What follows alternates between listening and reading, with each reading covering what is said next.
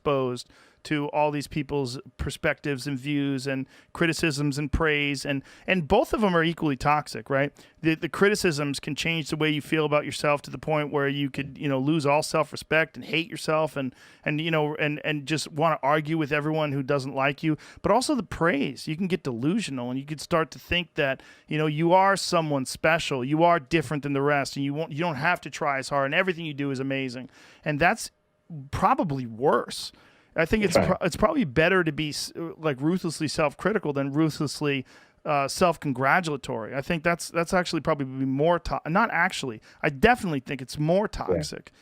And the people that I know that lean in that direction, they all turn to shit. Like their work suffers. They lose their ability to understand whether or not they're doing something good or bad. And one of the things that people always say when someone becomes successful is like, how do you remain relatable?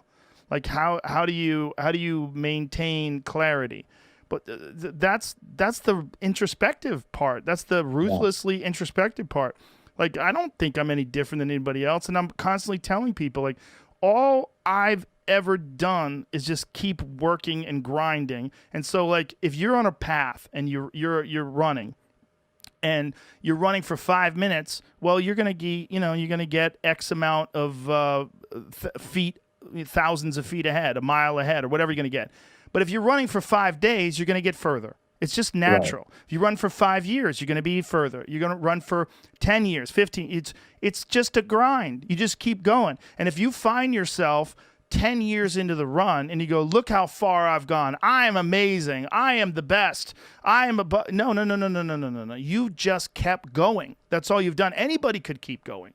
And you get better if you pay attention. If you pay attention to what you're doing and you are ruthlessly critical and you do have those days where you do something that you don't like, well, then you don't do it that way anymore. And then you think about what you did wrong, you think about what you could do better, and you apply that information and you apply some hard work and some discipline and you keep fucking going. And as long as you do that, you're going to get better. Even in something that doesn't seem like you get better at it, like with conversations. But you do get better at it. There's an art form to conversations where you can make it in a way where the people that are listening, it resonates. It's nice to hear. They like it. Yeah.